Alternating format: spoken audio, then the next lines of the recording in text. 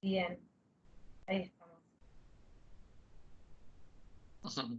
Bueno, estamos acá con Diego Velázquez, que es un amigo, magíster en psicoanálisis, docente titular de la Universidad Nacional de Lomas de Zamora. Es coautor junto conmigo del libro Testimonios de la Transferencia, autor del libro Lo que Lacan y Klein sabían del otro, y además de ser una persona muy querida, es humorista y una persona con un gran sentido del humor. Así que, ¿cómo estás, Diego? Bien, ¿cómo estás? Bien, todo muy bien. Bueno, bueno, la idea de este espacio es iniciar un ciclo de conversaciones en cuarentena. Ujú. eh, y en esta oportunidad la conversación se centra en lo que Melanie Klein le aportó al psicoanálisis, ¿no? Así Sí. que, bueno, hemos invitado a una persona de quien yo creo que sabe mucho sobre Melanie Ah, Klein, de quien ¿qué, he aprendido cosas. invitaste a otra persona? Invité a otra persona, sí, de hecho está por ahí. Ahora la llamo. Eh, no, la persona, sinceramente, de quien yo he más aprendido de Melanie Klein. Así que, bueno, gracias por estar en Sí. este espacio. Y bueno, para empezar, me gustaría que nos cuentes quién fue Melanie Klein. Mm. Bueno, partimos de la idea de que quizás le estamos hablando a distintas personas, algunas de las cuales no saben directamente quién era, ¿no? Nada, sí. Así que vamos bien desde el comienzo. Ujú. Melanie Klein era una persona, porque no podemos empezar por decir era una psicóloga, una médica, ¿no? Porque Ujú. tiene la particularidad de que es una de las psicoanalistas más importantes de la historia, que se incorpora al psicoanálisis por una vía no académica, ¿no? Eh, Su primer contacto con el psicoanálisis es ser paciente, ¿no? Fue Ajá. paciente de dos de los discípulos principales de Freud, ¿no? De Abraham y de Ferenczi. Ujú. Y ella, en su experiencia como paciente, se acerca al psicoanálisis, desde su interés o desde la pasta que le ven sus dos analistas para ese oficio. Ella se acerca al psicoanálisis y tenía, de alguna manera, los tres, podríamos decir, los tres pilares que Freud consideraba que armaban a un psicoanalista, ¿no? O sea, la formación psicoanalítica, el análisis personal y la supervisión de sus casos, ¿no? Entonces, no llega. Ella se formaba con ellos. Claro, se empieza a partir de su análisis, su llegada es Ajá. como paciente, a partir de sus análisis se empieza a formar como psicoanalista, ¿no? Ujú. Esa es tu llegada al mundo del psicoanálisis y por lo tanto de las primeras personas que no eran médicas, ¿no? Ajá. Claro, en Sí, el psicoanálisis. claro, exactamente. Lo cual le da una posición, por un lado, parece un poco desfavorecida porque mujer, no médica, inmigrante, porque Klein, bueno, para los que algo saben, quizás saben que es la fundadora de la escuela inglesa de psicoanálisis, que es una de las grandes corrientes del psicoanálisis después de Freud, ¿no? Pero ella, si bien forma la escuela inglesa de psicoanálisis, no era inglesa. Claro. Eh, Klein nació en Austria, en Viena, Ah. y tuvo varias migraciones por el centro de Europa, ¿no? Vivió en distintos países del centro de Europa, en los cuales va empezando sus análisis y su trabajo como psicoanalista, finalmente, ¿no? Y Eh, esa es, digamos, podríamos decir, la primera mujer que practica el psicoanálisis, en la historia del psicoanálisis. no, pero de las primeras, es Ajá. contemporánea a las primeras, ¿no? Incluso es de las primeras también que practica el psicoanálisis de niños, ese es como otro capítulo, pero sí, es de las primeras mujeres analistas. Sí, sí, sí. Y, digamos, ella empieza por su análisis personal y empieza su formación en psicoanálisis, pero después ella, digamos, funda una corriente dentro de lo que es el psicoanálisis, ¿no? ¿Cuáles Sí. son para vos los grandes aportes de Melanie Klein a la teoría psicoanalítica? Bueno, en principio, ella es de las primeras psicoanalistas de niños. Ujú. Eh, Podemos recordar esto. El psicoanálisis se ocupó desde Freud, ¿no? Mucho de la teoría, la niñez es clave en el psicoanálisis, ¿no? Pero bueno, en Freud no hay un dispositivo específico para la atención de los niños. No es que Freud atendía a niños en su consultorio, ¿no? Hay un solo antecedente, que es el famoso caso Juanito, pero donde Freud conduce la cura del niño a través del padre del chico, ¿no? Claro. Que es un discípulo de Freud. Y Juanito, el chico, va solo una vez al consultorio de Freud. Eso es todo, ¿no? Si bien la intervención, bueno, da para mucho, ¿no? La intervención de Freud es muy eficaz y demás, pero era un niño sentado como un adulto en una silla en el consultorio de un doctor, ¿no? Claro. Lo que tiene Melanie Klein, no es la primera que lo hace, pero sí vamos a ver que es la primera que lo hace de una determinada manera, es que crea un dispositivo específico donde son los niños los pacientes, ¿no? Los que van a la sesión y los que van al tratamiento, y si bien, como te decía, ya había algunos otros que lo estaban haciendo, estamos hablando de la década de 1920, ¿no? Había otros analistas que lo hacían, es la primera que va a hacer un aporte cualitativo al análisis de los niños, ¿no? Diferente, personal, podríamos decir, inaugurado por ella, que tiene algunas coordenadas que son realmente totalmente novedosas a partir de ese momento, ¿no?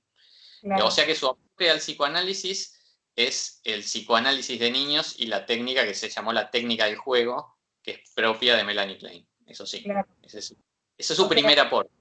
Digamos, el primer gran aporte podríamos decir que es pensar que un psicoanálisis con niños es posible, ¿no? Exactamente, sí. Y, Sí, eso mismo, mira, no es privativo de Melanie Klein. Como te decía, ya había otros psicoanalistas o otras psicoanalistas que atendían niños, ¿no? Lo que es sí completamente novedoso que ella trae es el hecho de que los niños se puedan analizar como lo hacen los adultos. O sea, que vamos a decir por ahora que puedan hacer transferencia y que hay una asociación libre para los niños, ¿no? Es decir, las cosas por las que se creía que los niños no podían ser analizados en un consultorio, por ejemplo, bueno, los niños no pueden armar transferencia, cómo van a los niños asociar libremente si algunos no accedieron al lenguaje, al dominio del lenguaje, cómo van a hacer la asociación libre, bueno, todo esto impedía que los niños se analicen. Bueno, Klein dice, no, acá hay transferencia y hay asociación libre. Lo que cambia es la forma, pero esas dos cosas van a pleno en el psicoanálisis de Klein, ¿no? Claro. Y ella, vos decís que todo esto, digamos, se ubica en lo que es la historia del psicoanálisis, más o menos en la década del 20, de 1920, ¿no? O sea que Melanie Klein fue contemporánea de Freud, ¿no? Sí. ¿Ellos se conocieron en alguna oportunidad? Mira, no se conocieron personalmente, hay una coincidencia con un cierto desfasaje generacional, pero hay una coincidencia en el tiempo, por lo cual Freud tiene bastante noticia de la obra de Melanie Klein. Cruzan en un congreso. Freud, no era fácil acceder a Freud ya en la década del 30, digamos, ¿no? No era fácil, había todo un círculo, había que atravesar varias puertas. Klein, de alguna manera, se acerca a través de otras personas a Freud, pero no es que dialogan, no tenían una amistad, eso fue todo, ¿no? Claro. Sí, como decía Freud, con mucha noticia de la obra de Klein, porque esto es muy rápido, ¿no? Klein hace esos dos análisis con dos pioneros. Se empieza a formar como psicoanalista, empieza a tener una práctica en Austria, en Berlín, y después, por razones de migraciones, por razones políticas, etcétera, se muda a Londres. En principio se muda también invitada a dar unas conferencias y después se encuentra que ese va a ser su lugar.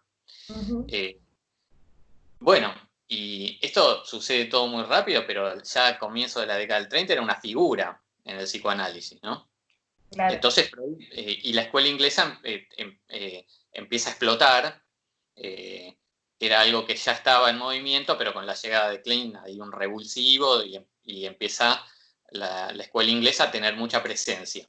Bueno, ahí Freud toma noticia a través de algunos de sus discípulos que eran muy importantes políticamente en el psicoanálisis, como Ernest Jones, por ejemplo, o Strachey, toma noticia de todos los desarrollos que se están haciendo en la escuela inglesa y de la figura de la escuela inglesa, que era Melanie Klein, ¿no?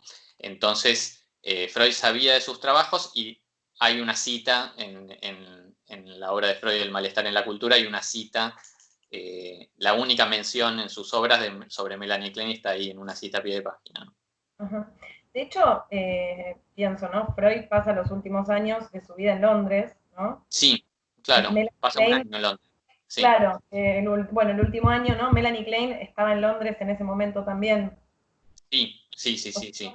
Digamos, podrían haberse conocido, cruzado, Sí, no pasó, pero podría, o no sabemos si no, haya pasado, por lo menos. claro, pero ahí había ya un cierto resquemor porque ya estamos hablando del año 38, una Melanie Klein ya que era la reina del psicoanálisis en Inglaterra, y Freud, no olvidemos que Freud se exilia en Londres con su familia, con su hija Anna Freud, ¿no? Es otro capítulo. Sí. Entonces, ahí había una pica muy importante entre Anna Freud y Melanie Klein, con lo cual la relación de Freud, de los Freud con Klein, era política, no rompieron nunca, pero no era de amistad ni de colaboración, ¿no? Se miraban con cierto recelo.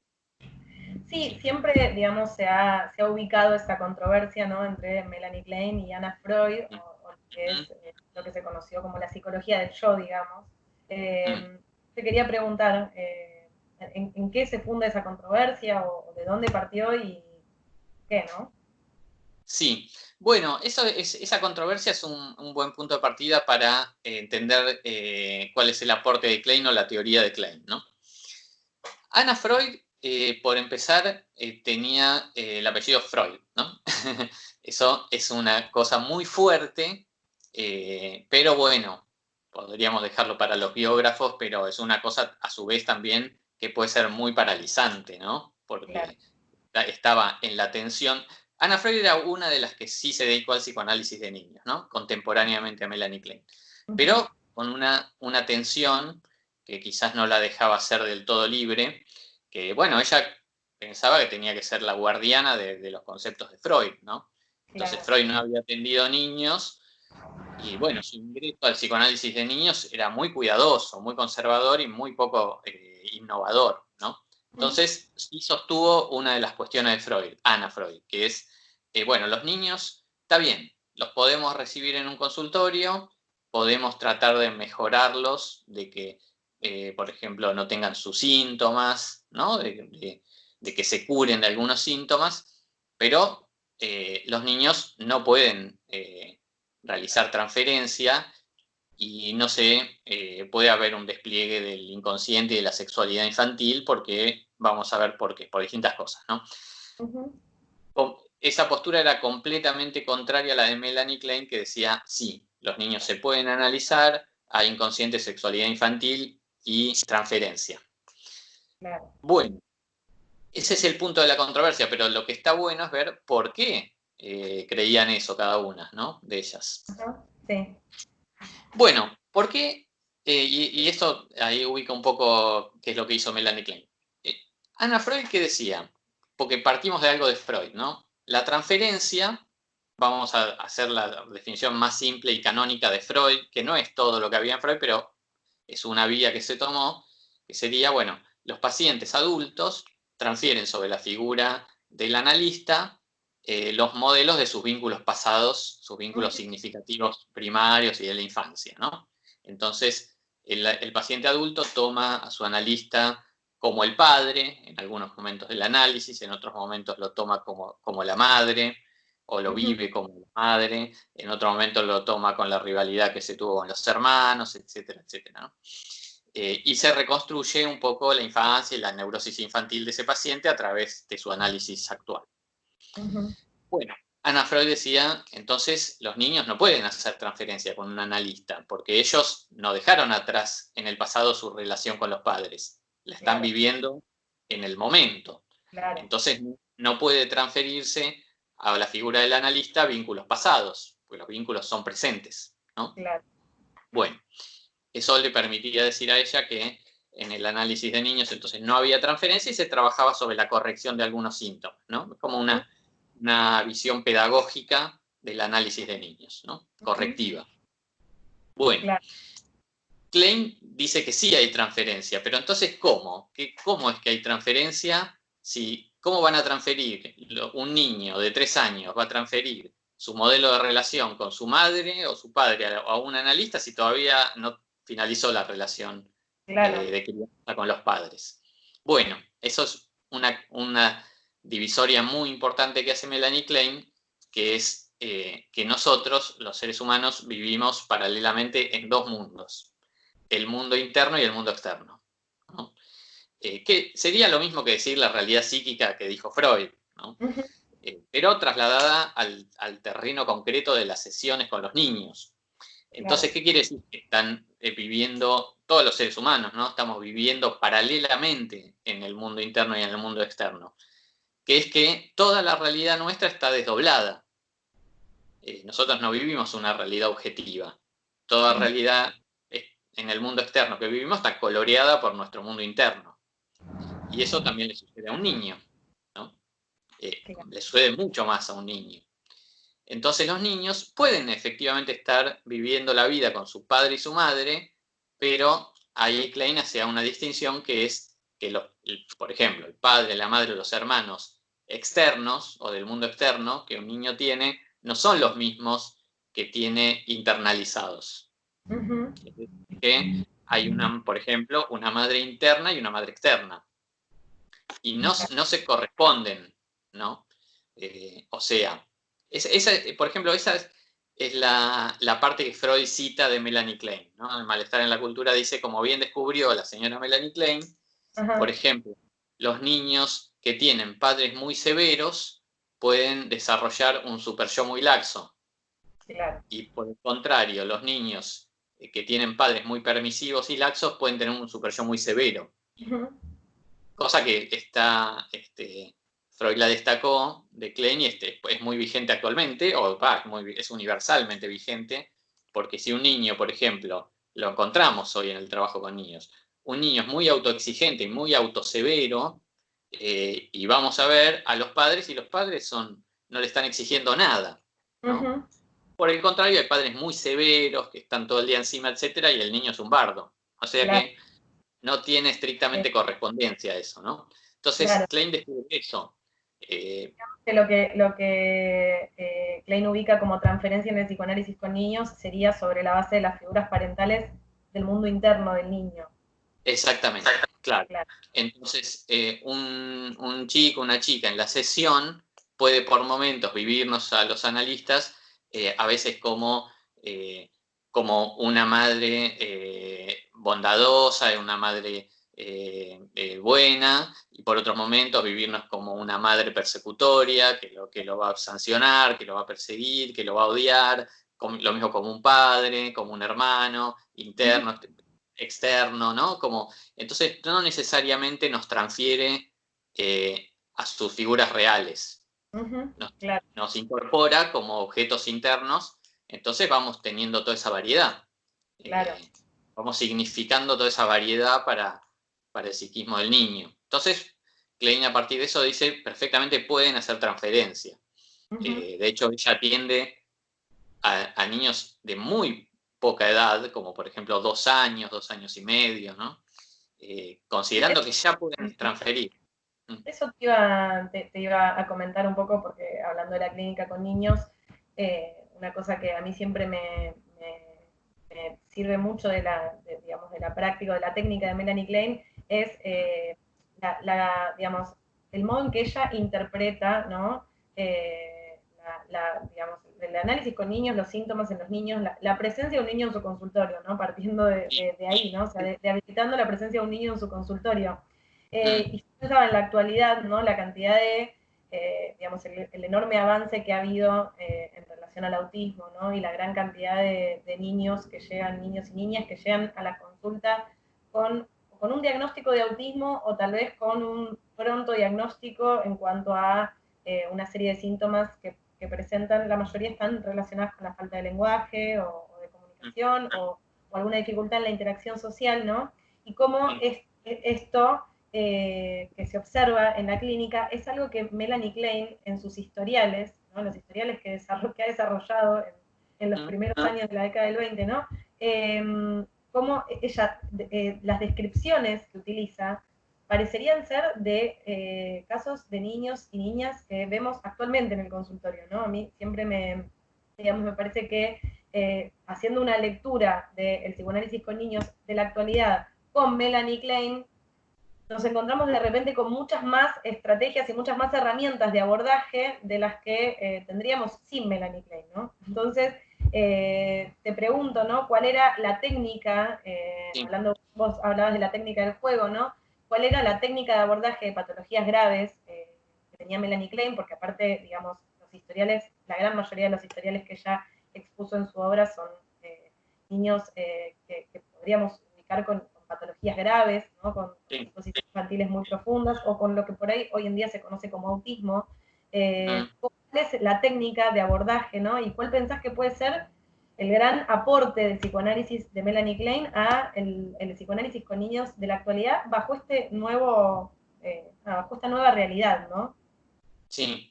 Bueno, una cosa que habría que destacar es esto, ¿no? Contamos, por ejemplo, con uno de los casos que vos nombrabas sus historiales, ¿no? Uno de los casos más emblemáticos, que es el conocido como el caso Dick, que si uno lo lee con las coordenadas de hoy en día, pasados casi 90 años, podemos ver la cura de un autismo, ¿no? Se puede discutir, se puede decir una psicosis infantil, puede nombrarse de distintas maneras, pero sí estamos seguros que se trataba de un niño muy grave que llega a su consultorio y en un año, simplificando mucho, recibe un niño psicótico y lo saca neurótico, ¿no? Lo que consistía, el procedimiento técnico, bueno, primero estaba esto de que los niños pueden hacer transferencias, pero ¿cómo hacen asociación libre? Que es la otra cuestión que Anna Freud, por ejemplo, creía que no era posible porque el niño no está del todo en el lenguaje. Bueno, Klein dice que el juego es ese lenguaje, ¿no? A través del juego es cómo los niños pueden asociar libremente. Pero el juego pensado de una manera muy libre también, ¿no? Por ejemplo, Klein, en una indicación técnica que para mí es vigente, totalmente actual, ¿no? Decía que, bueno, solo es necesario que dispongamos de algunos juguetes sencillos en el consultorio. Después se pueden agregar un montón de cosas, pero no son las que son superfluas. Hoy en día podríamos pensar, bueno, un chico puede jugar con la computadora dentro del consultorio, con nuestro celular, traer distintas cosas y juegos más sofisticados, pero eso es aledaño. Lo que necesitamos básicamente son materiales sencillos, como por ejemplo papel, cosas para dibujar, masa, plastilina, autitos, figuras humanas, animalitos y alguna otra cosa más, ¿no? No mucho más que eso, porque con eso solo tenemos suficiente, o con la presencia nuestra, ¿no? Tenemos suficiente para que, como esos materiales son relativamente indefinidos, para que sobre eso se pueda proyectar mucho más el mundo interno. Entonces, es como si dijéramos, bueno, llega un paciente adulto, nosotros no le decimos de qué tiene que hablar, sino que nuestra presencia lo pone a hablar y alguna cosa que le vamos diciendo o alguna pregunta que le vamos haciendo lo hace hablar. Claro. Bueno, lo mismo sucede con el juego para los niños. Esas cosas están ahí, nosotros estamos ahí y como eso no prefigura nada, no prefigura que haya que jugar algo en especial, sino que el juego va a ser construido ahí en el consultorio, eso hace que se proyecte, sea como un material que favorece las proyecciones del mundo interno de los niños, ¿no? Entonces, esta para Melanie Klein era la técnica, o sea, es mucho más que una técnica en realidad, es una concepción de la subjetividad de los niños. No hay que decirles lo que tienen que hacer, hay que recibir su juego. Después tenemos el problema de los niños que no juegan, ¿no? Habrá que construir su juego. Pero básicamente la técnica estaba, vamos a decir así, alrededor del juego, ¿sí? Alrededor. A Melanie Klein no le importaba si el niño decía cosas o no las decía. estrictamente, no era que seguía un diálogo, eso podía estar o podía no estar. Lo principal es ver un poco el movimiento del niño, su despliegue a través del juego y demás, ¿no? Esa era la técnica, los hacía jugar, digamos así. Bien. La técnica del juego. O sea, esa es la técnica Sí, para la asociación libre en los niños. sí, ¿No? sí, sí, sí. Sí, pensaba ¿no? en esto de los niños que no juegan, ¿no? En este historial, casualmente que vos nombrabas, ¿no? De Dick, cómo Melanie Klein de alguna manera hace una propuesta de un juego, ¿no? O sea, ella propone un juego Sí, al cual Dick se suma, digamos, o ¿no? Sí, se engancha en el juego que ella propone, ¿no? sí, Pero sí, con elementos muy sencillos, digamos, ¿no? No se trata tal vez de una gran propuesta, sino sí, de, exacto. de que esté la propuesta de jugar, ¿no? Ujú, sí, sí, sí, es como un modo de considerar a los niños y un modo de recibirlos también, ¿no? Después tenemos sí ese problema, que ella, por ejemplo, en este caso, en el caso Dick, que lo considera un caso grave y totalmente diferente, es un caso del año 29, ¿no? De sus primeros casos, lo considera diferente a todos los niños, y más grave de todos los niños que habían recibido hasta el momento, entonces ella ahí dice que ha variado su técnica y hace otras cosas. Pero bueno, igualmente, visto así un poco por arriba y en general, sí estaba alrededor de estas cosas, de los juguetes sencillos y de lo que se iba desplegando en esa asociación libre con los juegos, ¿no? Eso es Sí, un poco la lo técnica. que me parece interesante de la viñeta es que muchas veces se escucha, o por lo menos me ha pasado a mí en supervisiones de casos de niños, ¿no? Que esta cuestión de que no juegan, ¿no? O de que no parecen interesarse en particular por ningún juego, ningún juguete en particular, aparece como un impedimento para la entrada en análisis, ¿no? Y me parece que lo más valioso de Melanie Klein es que no se detiene ante esto, ¿no? Sino que No, digamos, cambia su técnica, bueno, esto que vos mencionabas, pero instala el análisis. sí, sí, sí, sí. Es una gran confianza en el análisis, en el psicoanálisis, ¿no? Porque, supongamos, ella sí podía recibir una gran cantidad de chicos que, más allá de la gravedad de los síntomas, desarrollaban juegos, entonces, a la manera del lenguaje del adulto, ella iba encontrando en los juegos el material simbólico, es decir, qué simbolizaban sus juegos, ¿no? Y bueno, a través de las distintas sesiones, porque también está la situación de que se realizaban sesiones diarias, ¿no? Toda una cosa de época también. Entonces, bueno, a través de distintas sesiones y distintos juegos había materiales concurrentes y bueno, ella veía que había cosas que se repetían y simbolizaban distintas cosas y le iba interpretando a los niños que simbolizaban sus juegos, ¿no? Lo que tiene el caso Dick y otros casos graves que ella atiende es que dice, bueno, el niño no juega, llega, que bueno, es como vos decís, la situación actual de muchísimos tratamientos, ¿no? Más que interpretar su juego, hay que crear la posibilidad de que empiece a jugar a Exacto, alguien, ¿no? totalmente.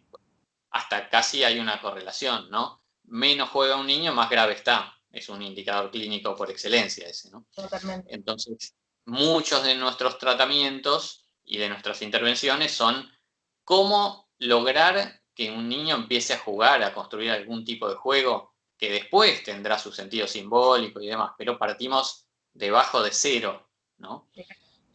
Para que Bueno, digamos. claro. Y Klein con Dick ve eso de entrada. Este Claro. niño no tiene ningún registro emocional, no la distingue a ella como una persona, es un mueble más, dice Klein, ¿no? En las primeras sesiones. Entonces, ahí invierte un poco su técnica y ella va al ataque directamente y ella pone el material, ella pone las palabras y ella pone el simbolismo del juego donde no había nada. Sí, Bueno, un poco ahí es las famosas escenas donde ella le prepara unos trencitos porque sabía que Dick tenía un mínimo interés por algún juguete y eran los trenes. Ella le prepara dos trenes, uno grande y uno pequeño, y ella le implanta el simbolismo, tren grande papá, tren pequeño Dick. ¿no? Y a partir de ahí se empieza a desplegar algo. Bueno, esto es una historia, pero es bastante interesante que ella inventa el juego, ¿no? Sí, sí, sí, claro. Mm. Bueno, vamos llegando al final de la entrevista. Yo una pregunta más que quería hacerte es, digamos, Melanie Klein fue contemporánea de Lacan, ¿no? Digamos, de lo que vendría a ser el psicoanálisis de la escuela francesa, ¿no? O sea, ellos, Lacan y Klein, se conocieron, hubo algún entrecruzamiento entre ellos, o entre digamos, ambas corrientes dentro del psicoanálisis. Si nos puedes contar un Sí. poco... Bueno, también no se conocen personalmente, sí tenían noticia de la existencia de ambos, incluso creo que hay correspondencia. Hay una conjetura de que puede ser que Lacan haya estado presente en unas jornadas en Londres donde habló Klein, pero no se sabe.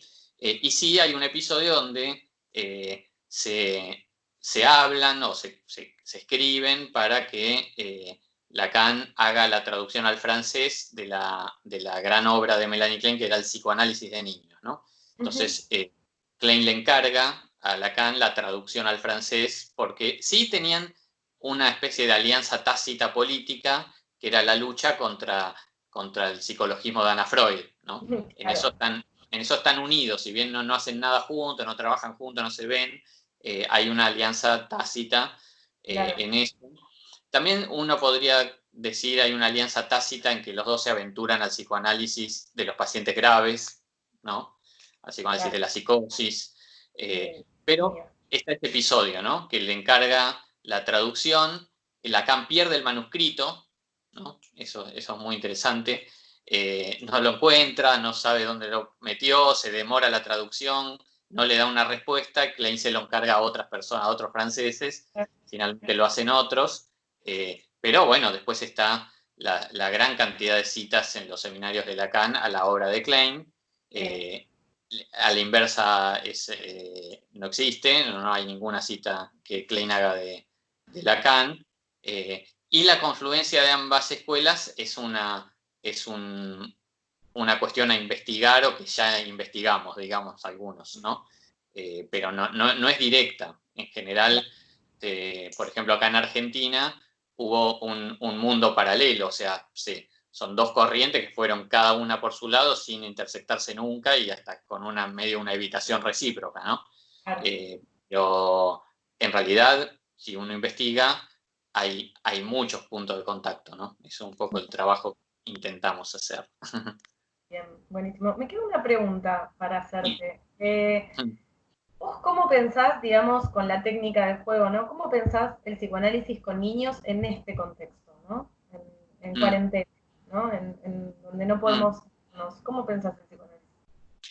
Bueno, capaz se puede, si lo remitimos a Klein, se puede tomar alguna de estas cosas que hablamos. Es decir, como el mundo que nos rige es el mundo interno, quizás basta con que estemos en contacto, por ejemplo, a través de la videollamada o de cualquier dispositivo, para que la transferencia siga activada. Por ejemplo, con los chicos con los que ya estábamos trabajando, ¿no?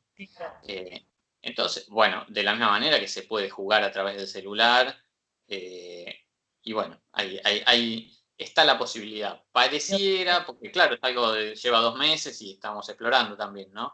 Al principio parecía que era imposible, después se ve que es más posible, y en algunos casos se ve que es completamente posible, ¿no?